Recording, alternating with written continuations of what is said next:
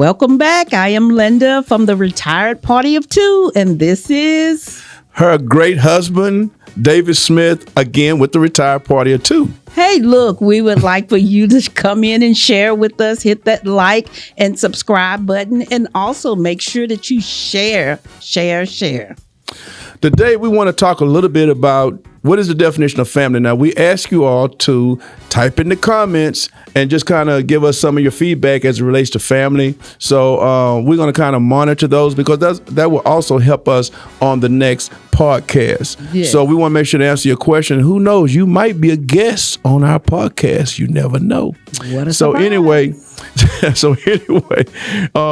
what do we want to talk about? What is kind of some of the definitions of family? You know, there's so many definitions of families out now, but we want to look at the definition, first of all, from God's standpoint. So you know that God created the family when he created Adam, and then he created Eve, and then he told them to go out and be fruitful and multiply. And they had their two boys, their two sons, right. Cain and Abel. And so that initiated the first family. We'll talk a little bit about that more kind of when we kind of get to the when we're going to get to talking a little more in depth about family. But my wife and I was thinking, we was talking about this podcast today. We wanted to kind of reminisce when we used to look at some family shows.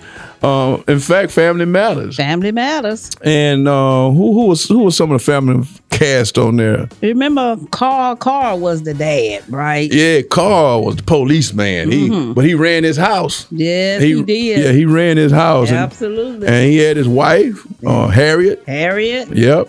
And guess what? Harriet, you know, she never complained. She worked at, remember the Ferguson? Yeah, Ferguson store. I think she started what was she? She worked there in the claim department. In the claims department. Yeah, she worked in the claim department. Right, but she worked her way up to even being the VP of the company. That's right. And you know, that's a good thing about family and working. Sometimes you have to start from the bottom. Right. You know, a lot of people want to start at the top. But sometimes we have to start where God places us. Yeah, and sometimes we miss out going to the top first. That's right. Sometimes when you come from the bottom, you can always, each level, you'll know what it takes to get to the top. That's right. Yeah, That's right. You get there too fast, sometimes you fall down faster. And you know another benefit of starting at the bottom? What is? As you move up the career ladder, you can learn everything as you go. That's right. And then you appreciate it too. Absolutely. Yes, absolutely. Yes. But then not only that, but they had two children. Their son was named Eddie, and then there was Laura. Laura. Yes, Laura. I done told you about correcting me in public. All right, Laura. But anyway, so they had Eddie and Laura, and I think another part of their family was their mother-in-law. I think her name was Ethel. Ethel was I think her name was Ethel. Was it Ethel? Estelle. So they had Estelle. And so when we really look at this as family matters, you had the father, you had the wife, you had the two children, and also Carl Winslow's mother lived in the house with them, and they lived together as a family. And as I watched this show, they were the typical family. Sometimes Carl had issues on his job, and sometimes he had to stand for what was right. And then sometimes, you know, Harriet had some issues, not only on her job, but sometimes there was issues in the family, but she took care of the family as a mother. And then Eddie and Laura, they had their typical problems at school, whether it was bullying, whether it was running with their friends, whether it was staying out late at night, whether it was boyfriend, girlfriend, little type of deals. But again, at the end of the day, they were a family. And that's what I liked about it. Anything that they went through together, it brought them together in unity as a family. But also they had the next door neighbor. Mr. Urkel. Steve Urkel always showed up on time. Yeah, Steve was a trip. But you know what? They loved him right where he was. That's right. Sometimes we have our neighbors, and sometimes, sometimes they can kind of be a menace to society. But Steve Urkel was really considered a member of their family. Yes. And they accepted him. And he went on trips with them. He was in their home with them. He had dinner with them. Yes. Even though he sometimes would cause problems, but he was still a part of the family. Yes. And so sometimes we look at families as families being married or by birth, and then sometimes there's adopted families. So really, Steve was kind of like an adopted part of the family. Yes, he was. Yeah, and they really had a lot of fun. So kind of shows us today about different families and siblings. Sometime in the family, it might be a family where there's a two-parent home, and sometimes it might be single family where there's a single family home. Right. And that kind of that's something between us too. I was raised up in a single family home with my mother and my grandmother. You know, when people think about single family, sometimes it's not always a bad part of that. No, it's not. Sometimes we are single by losing a spouse. That's true. You become a single parent. That's right. So it's not just always one side of a single family. Right. You have several ways of becoming a single family. Right. So regardless if you're a married family or a single family, family is family. Right. And family matters. Family matters. You're absolutely That's right. Exactly. And so, that's something to think about. And think about sometimes when there's single families, you have some families are single parent because of divorce, right, or separation, or like you said, they become a widow or a widower. That's exactly. And so, and that's a whole nother task or responsibility of trying to stay together as a family, because now where there used to be two incomes, now it's one income. If that individual did not have a good 401 or a good retirement or good insurance to where they become the beneficiary, and he or she leaves them something, so they can continue to maintain as a family. Exactly. But there's so many different I know before I hit myself, huh? Yeah. But there are so many different genres of family. So I think it's important that if you are in one of these situations, be appreciative, continue to work on your relationship, continue to work on your family. And like I said, we just kind of was just reminiscing because of Family Matters.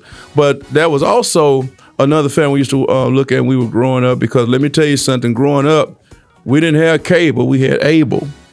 In other words, any channel you was able to get. Any channel you was able to get with them rabbit ears. That's what we had. Right. And so we didn't have cable. I was raised up again in a single parent home with my grandmother, my mother, and my grandmother. And I was raised up with my siblings.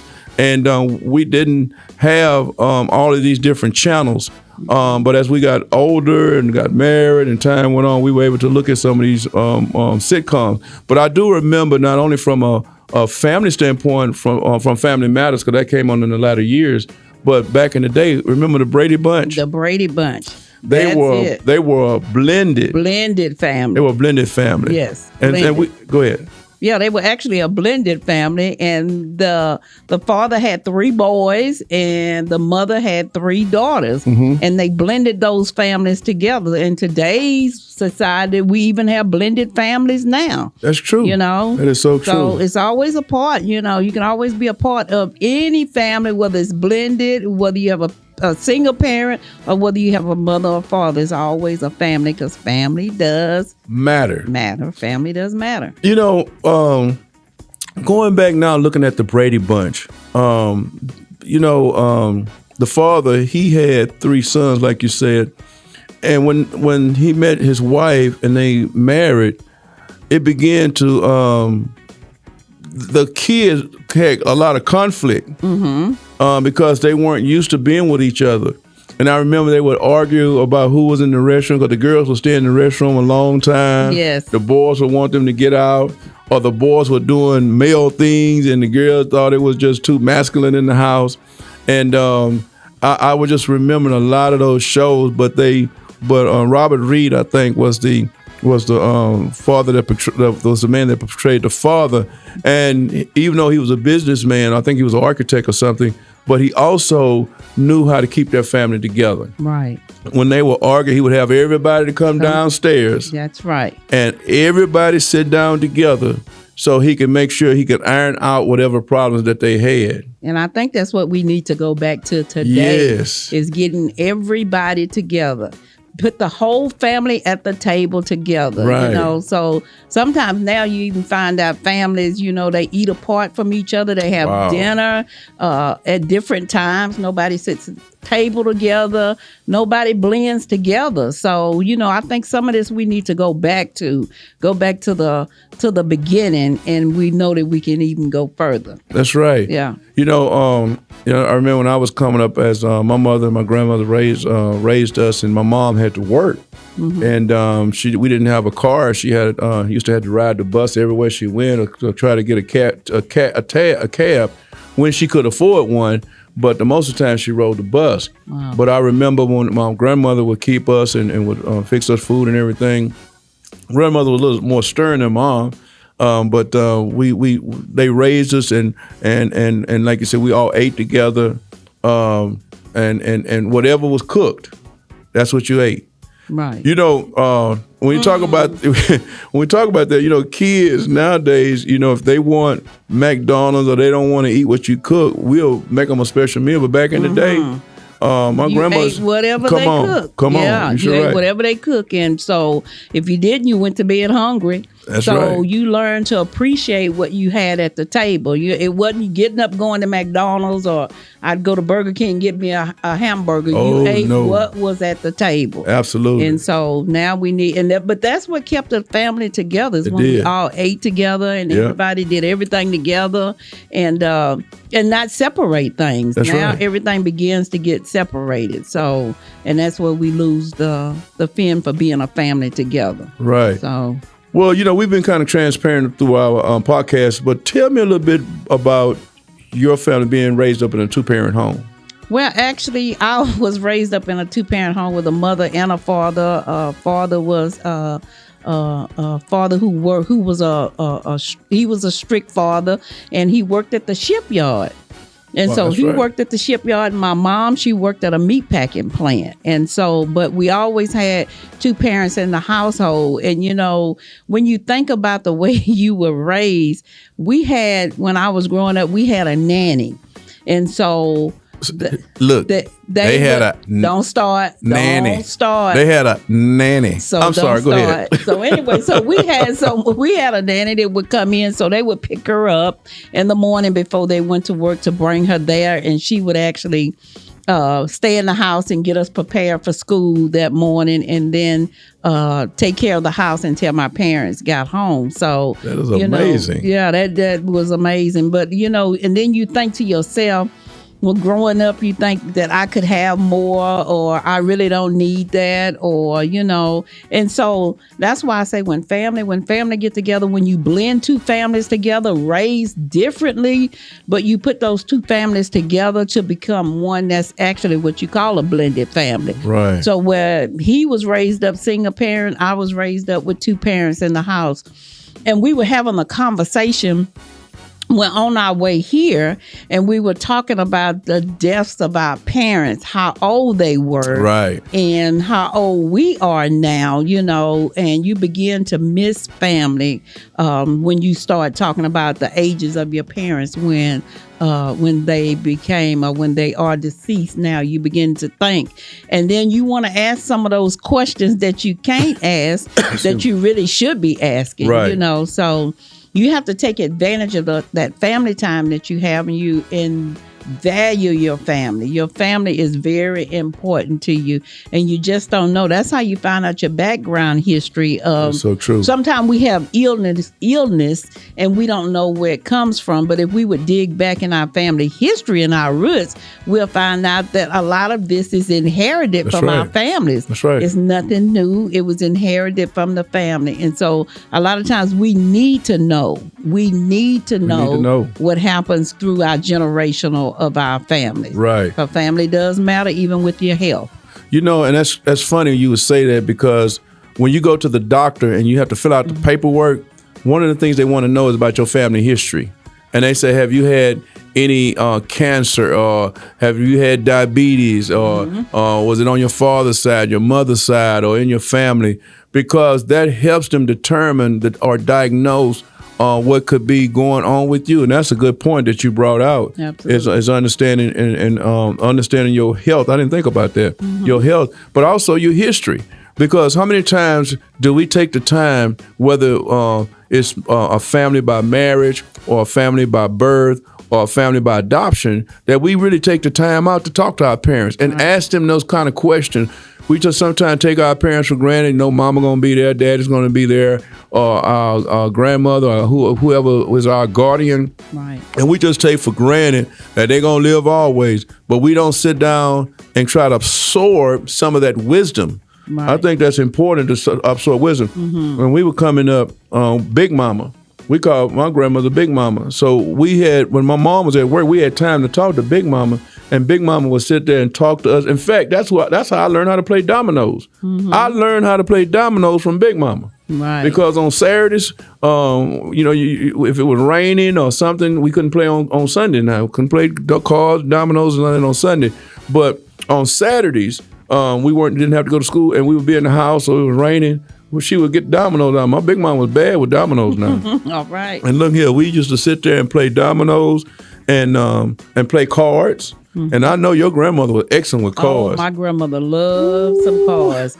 And so that's how I learned how to play cards with my grandmother. She would sit us down and she would say, no, this doesn't go with this. Yes, this goes. And she would frighten us sometime because she would be slapping cards down. I'd be like, wait, I remember that. Yeah, but that was the good old days. Yes, I know. I was thinking, when you said it, I thought about when we were playing. My wife is from Virginia, for some of y'all know that. And we were playing, we went to Smithfield and we were visiting for a week, and we were playing cards.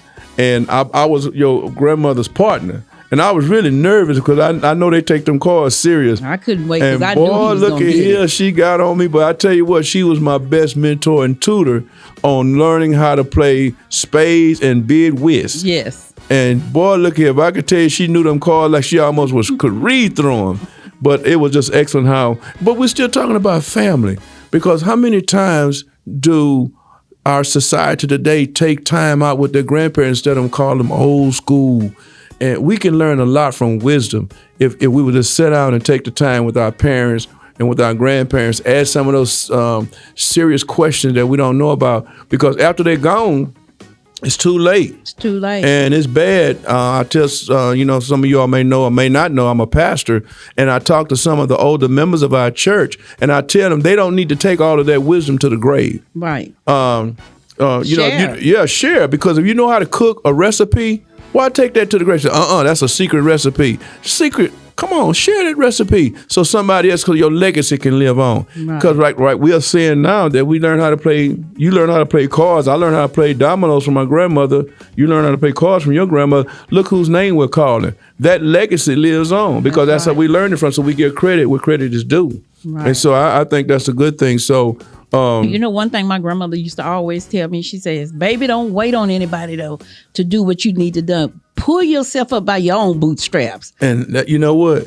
I got that from you, even doing some of the community work. Yeah. I said when we weren't getting what we needed in our community, pull your own self up by your own bootstraps. We had to pull our own self by our own bootstraps, and that is so very true. Yeah. Sometimes we want to wait on other people to do something for us. Right. And God has given us all the potential. God has given us everything that we need: tools, resources, people to help us get to that next destiny or to help us get to that next elevation.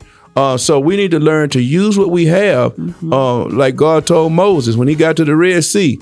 He said, what you have in your hand? He said, it's a staff. He said, use what you have. Use what you have. So we want to encourage you as we talk about family, whether they're family by marriage or a family by birth or family by adoption. Man, appreciate your family. We were talking about family matters. We were talking about blended family when it comes to the Brady Bunch, but we also have our personal experiences as it relates to family. Right. I was raised up in a single family home.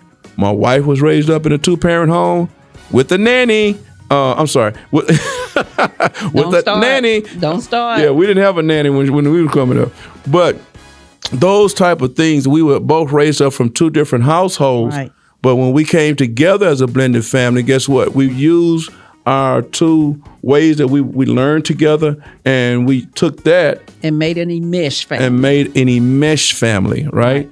And so we just said our families were perfect. We had the same issues with our family as being married. People always look at us, the same relationship and issues we had as being married. It's the same thing that you all are having today. Some of you may be sharing. Look, let me say that when we got married, I tell anybody the first 5 years of your marriage is the roughest years. If you can get past the first 5 years, you can make it on in. What's the little saying that they have? They got a saying, old folks used to say that when you, there's a lot of death between Thanksgiving and Christmas, or the end of the year. But they say if you make it to the new year and you make it to March, you can march on in. March on you can march on in. So some of y'all to get that after a while. But again, if you can make it after the first 5 years of marriage, because that's the roughest, hardest time. You're still getting to know each other. Trying to figure it out. You're trying to figure it out. Trying to find out where you need to go. Trying to find out where you need to go. And trying to figure out where you need to be. Trying to figure out where you need to be. Yes. And those things are critical in a marriage. And so it is important that we understand in a marriage, in a family, just keep working at it because it really takes time. But not only is there family from birth, marriage, or adoption, but there's also family. You build a family on your job. That's true. And I can really tell you that from when I was working, I have actually gathered so many friends and families just from the workplace. We spent so much time. We spent more time at work than we did at home. So we blended and bond with those who we work with, and they even became family to us. I know that I did at my job. I became family with, and even kept the relationships even now with some of my coworkers that I work with. They became family, and we still a family today. Right. Same here. I have some coworkers that we still reach out to, and they'll call me. I call them. Mm-hmm. We don't talk every day, but it was because we built that relationship together. But like you said, because a lot of times we were together at work more pretty much than we were at home. Absolutely. So and everything, but then. Not only there, families on the job that we build relationships with, but also we build family relationship in the church. Right. Exactly. So that's why we call each other sisters and brothers. Brothers and sisters. Mm-hmm. That's right. Because we have a bond. We build a relationship. We are united together by Christ, Jesus our Lord. And we work together in fellowship. We come together in prayer. Mm-hmm. We come together in the Word when whether it's being taught or whether we're in Bible lessons or Bible study or whatever that case might be. And you become close together. Prayer partners. Right. I pray for you, you pray for me, and then we pray for each other collectively. But that's the way God created us. As a family. That's why Jesus said when the disciples asked him, Lord, teach us to pray, because they seen that he had a relationship with his Father. Right. And they seen miracles, and they seen the thing that Jesus Christ was doing. So they said, Lord, teach us to pray. Teach us. Yeah, teach us to pray. And so I think that's important as a family, that the family prays together. A family that prays together stays together. There you go. A family that prays together stays together. So it is so important that we understand the biblical foundation of family. Right. And so we want to, again, encourage each and every one of you that if you're watching this podcast, which I know you are, that we want you to understand that family can be by birth, whether you have sisters and brothers and mother and father and uncles and aunties and cousins and all of those type of things. Those are considered to be family by birth, but also you have family by marriage. Mm-hmm. So that way you can, whether they married or a husband and wife married without kids, or whether they have blended family, the husband has children, the wife has children, and they come together, or the father or the mother, one may have children, the other may not, but then they may have children together. That's still considered a blended family. And if you work hard at it, if you work together, love each other, seek the highest good in each other, guess what? It'll work out. Will you have a perfect family? No, family will be perfect until we get to heaven. So don't think that you're going to have a perfect family, no matter the educational status, no matter the financial status. Look, you're going to have those ups and downs, but the key is keeping that family so enmeshed that your relationship will consistently be consistent and sticking together. Right. And have family devotion. Right. I think that's important. Very important. Yeah, that you do have family devotion, because you actually need family devotion. Yeah. And especially right now, that's what keeps the bond together. Absolutely. Is that you have family devotion together. That's right. That's right. And every family needs that. Every family needs that. When we were bringing up our kids, that's one of the things we did. Absolutely. Is that we made time to bring our families together, whether they wanted to or not. We still brought them together. Wow. And I think that's a ripple effect today, that why we're still able to come together is simply because of what was instilled in them as they were growing up. Right. So in conclusion, we want to talk to you a little bit and just say, hey, I want you to make sure that you can continue to build relationships in your family, continue to work on it. And then secondly, understand a family that prays together stays together. Understand a family that prays together stays together. And before we end, we want to be able to, you want to do it or you want me to do it? You can do Introduce this book called Family Matters. This is Family Matters. Look, this is a good book. God blessed us, my wife and I, to write this book during the pandemic. And there are some tools in here that I believe will be very helpful to you. It was created in one of the most critical times in the world, and that was during the time of pandemic. But we had that time to sit down. We had been wanting to write books for years, and we had not had to take an opportunity to do it. But again, this book called Family Matters, you need to get one in your hand quick and in a hurry. You can order this on Amazon Kindle.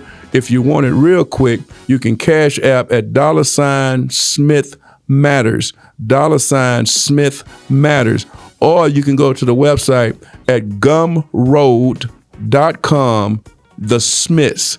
That's again www.gumroads.com /The Smiths. An audiobook, $20. But this $20 investment will be a blessing to you. I guarantee it'll be a blessing to your family. So please, please, please take the time and order this book. Tell them also, too, where it has hit out at Barnes & Noble. It's also at Barnes & Noble. Yeah. All your major stores or bookstores, it is out there. And if they don't have it, guess what? They done sold out, and you can order your own copy. So again, this is Family Matters by David L. and Linda L. Smith. You need to get this book in your hand. And so we're getting ready to sign off, and she always want to make sure that she say it again. All right. Make sure you type in, and make sure you hit that like, subscribe, and share button. Like, subscribe, and share button. All right. So, hey, until next time, and this mic is about to drive me crazy. But anyway, until next time, we are the Retired Party of Two. God bless.